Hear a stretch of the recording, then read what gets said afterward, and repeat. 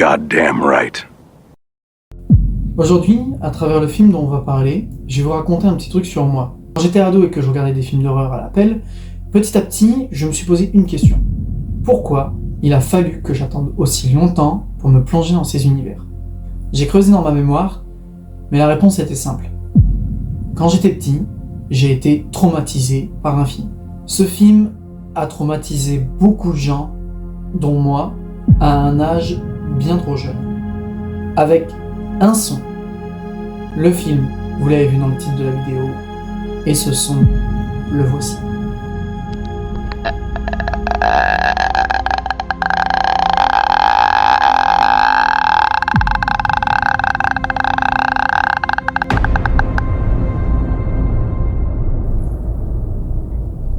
Alors normalement cette vidéo devait juste parler du film qu'on connaît tous et de pourquoi il m'a trauma, mais de fil en aiguille j'ai trouvé un détail, puis deux, puis trois, jusqu'à tomber dans un véritable terrier de lapin.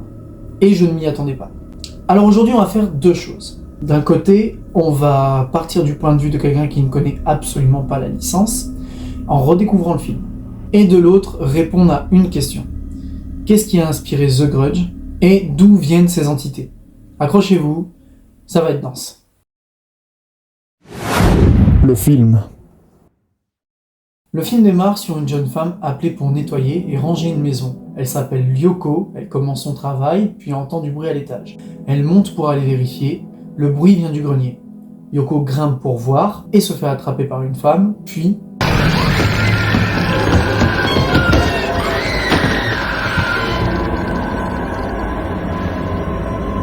La jeune Karen, interprétée par Sarah Michelle Gellar, qui sera notre héroïne pour ce film, travaillant dans la même entreprise que Yoko, Karen est appelée pour aller la remplacer car elle n'est pas venue travailler aujourd'hui.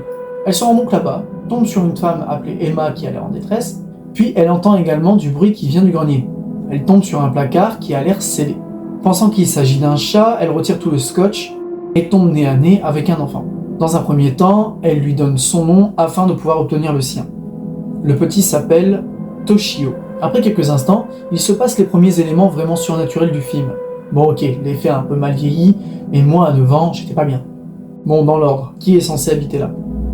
Emma est la mère de Matthew et Suzanne, Matthew qui emménage avec sa femme Jennifer et elle-même dans cette maison. Le promoteur immobilier a une petite surprise dans la baignoire et ne prévient personne. Jennifer aperçoit le chat dans l'escalier qui est ramassé par des bras visiblement très pâles et... elle ne ressortira jamais de cette pièce. Matthew rentre chez lui et découvre sa femme incapable de bouger avant de tomber sur Toshio. La respiration de Jennifer se fait de plus en plus étouffée et éraillée jusqu'à ce qu'elle rende son dernier souffle, ainsi que Matthew, tous deux tués par Toshio. Après cela, on revient sur les passages qui concernent Karen et Emma, retrouvées malheureusement mortes. Emma qui est morte, pas Karen. La police sera appelée pour enquêter sur les circonstances du décès. Ils fouillent la maison et trouvent rapidement les corps de Matthew et Jennifer, très près d'un élément, disons pour l'instant juste curieux. La police rend visite à Karen et pose des questions sur le petit garçon qu'elle aurait trouvé dans la maison, mais en entendant le nom de Toshio, le policier sait qu'il est impossible pour une américaine de connaître ce nom. Il apprend à Karen que Toshio serait mort depuis 3 ans. Alors on va passer maintenant du côté de la sœur de Matthew, Suzanne, et pour cette scène, on va un peu accélérer le rythme. J'ai envie de faire prendre conscience que pour moi, cette scène fait partie des scènes qui font le plus peur dans ce film, et font sûrement partie de mon trauma. Pour rappel, j'avais 9 ans. C'est parti. D'abord sur le départ de son travail, Suzanne entend des bruits étranges venant de on ne sait trop où. Elle décide donc de prendre les escaliers, son téléphone sonne, c'est son frère, mais au bout du fil, la voix très reconnaissable et caractéristique de l'entité. Les lumières s'éteignent une à une, la femme pâle monte l'escalier et attrape et récupère la patte de lapin accrochée au téléphone. Suzanne court cherchant de l'aide auprès du gardien, il accepte d'aider Suzanne, mais Suzanne prend conscience à cet instant que la chose qui la poursuit peut apparaître à n'importe quel endroit. Elle fonce chez elle, reçoit encore un coup de téléphone de son frère. Cette fois, on entend sa voix, ce qui la rassure. Elle ouvre la porte de l'immeuble, il arrive derrière la porte, mais au moment où elle ouvre, il a disparu. La voix de cette chose se fait encore entendre une fois de plus, même sans pile ni batterie. Elle court dans son lit, se rend compte que la patte de lapin est revenue dans sa main. Sans quelque chose dans son lit, l'esprit maléfique apparaît et le lit est maintenant vide. Voilà, et pour ceux qui ont encore un petit espoir, en se disant que ces choses-là n'arrivent que la nuit dans les films d'horreur, la scène suivante nous prouve le contraire. Non seulement elle peut apparaître où elle veut, quand elle veut, que ce soit de nuit ou de jour, en ville, ou même chez elle, sous la douche. Bref, vous n'êtes à l'abri nulle part. Une courte scène ensuite où Yoko semble réapparue, et disons simplement que je pensais déjà que le film était au max, eh bien je me trompais.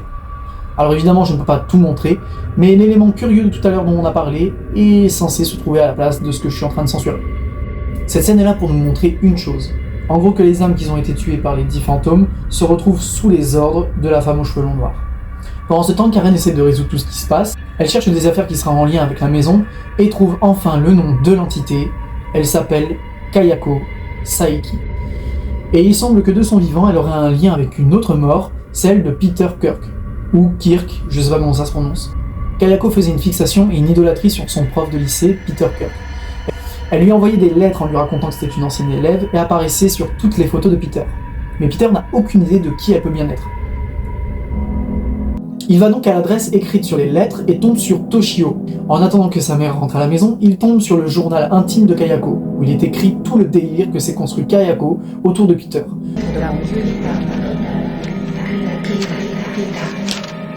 Celui-ci finit par trouver des photos découpées de Kayako sur une porte de placard épinglée, avec également des mouches qui tournent autour du placard. Et finit par trouver le corps de Kayako. Il cherche après le petit Toshio, mais voit son fantôme qui joue avec le corps de son père. En réalité, Takeo, le mari de Kayako, a trouvé le journal et était sûr que sa femme le trompait. Il est entré dans une rage folle et l'a tué dans sa folie. Le bruit très connu de ce film étant la gorge et la nuque brisée de Kayako. Il a ensuite tué son fils, Toshio, après avoir fait de même avec son chat, et s'est ensuite pendu. En connaissance de tous ces éléments, Karen, poursuivie par Kayako, décide d'en finir en brûlant la maison une bonne fois pour toutes.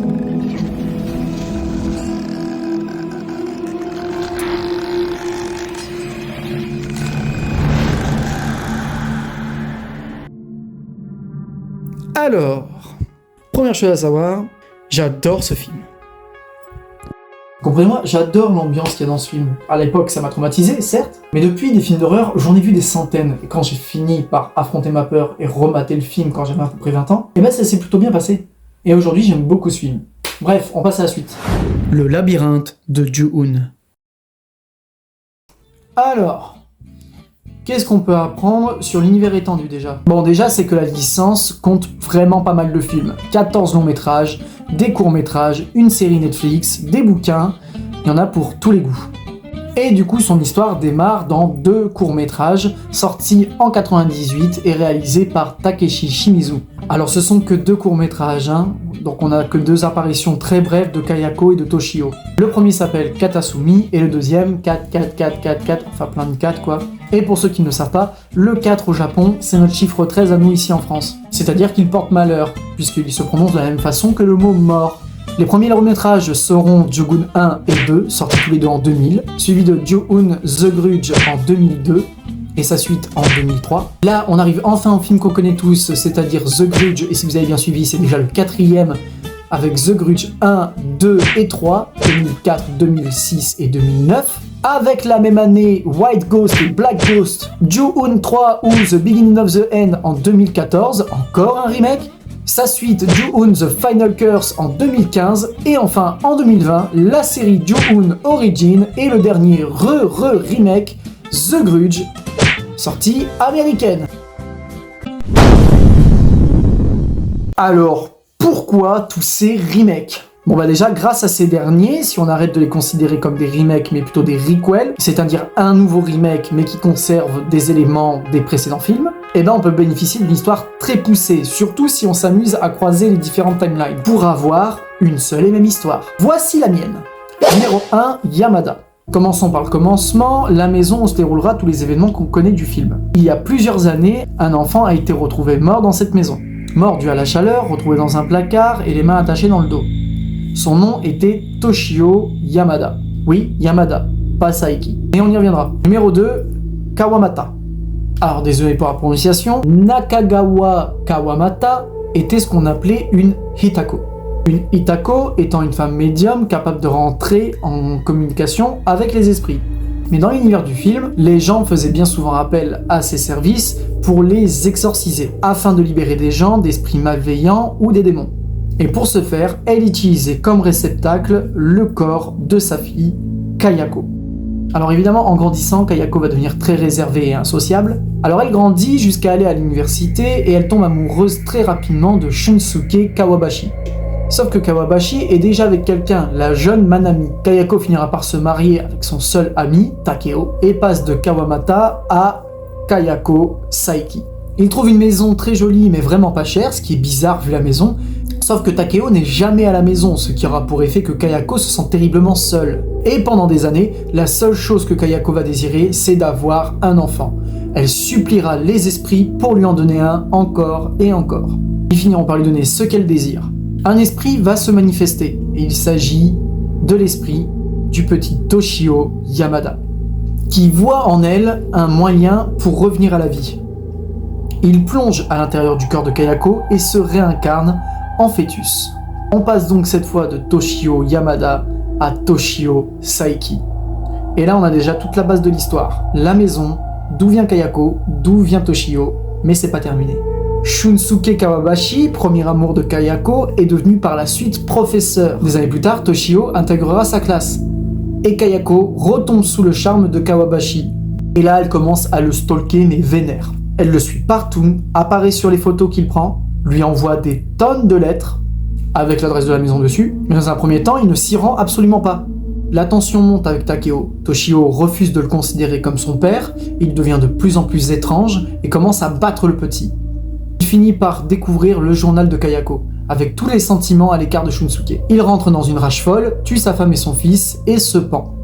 Au passage, ça fait 2 fois pour Toshio. Alors on résume, on a une malédiction d'un enfant mort qui s'est réincarné en un autre enfant d'une femme qui a passé son enfance à emmagasiner des esprits maléfiques et des démons, le tout brutalement tué, et comme le veut le lore de l'histoire, qui dit brutalement tué, dit malédiction. Du coup, le tout mélangé a créé une malédiction surpuissante qu'on n'a jamais vue auparavant. Ce qui a donné les 2 esprits qu'on connaît, le fantôme de Kayako et le fantôme de Toshio. Bon, on va finir vite parce que la vidéo va durer 3 heures. Dernière partie que j'ai juste appelée le cycle éternel. Pour faire simple, une fois morte et maudite, elle n'est que les souvenirs de haine, de rage et de rancœur. Il n'y a plus rien de son esprit d'humain. Le but étant de tuer et de propager la malédiction. Plus elle tue, plus elle devient forte. Et après des morts à l'appel, une 50aine à elle toute seule, elle reproduit un geste qui était à l'origine déjà de tout ceci, c'est-à-dire se réincarner dans le corps d'un nouveau-né. Maintenant revenue à la vie en petite fille, elle tue sa mère et disparaît, sûrement pour un jour redonner vie à Toshio, et ainsi, nous avons notre cycle sans fin. Je finirai par dire merci à ce film d'exister. Parce que sans ce film, je ne serais sûrement pas la personne que je suis aujourd'hui. Entre nous, ça veut surtout dire un drogué des films d'horreur. Mais c'est pas grave. Merci aussi à la personne qui m'a fait découvrir ce film. Je t'en ai voulu pendant très longtemps, mais t'inquiète, c'est pas grave. Je vous dis à la prochaine, et merci. Ciao.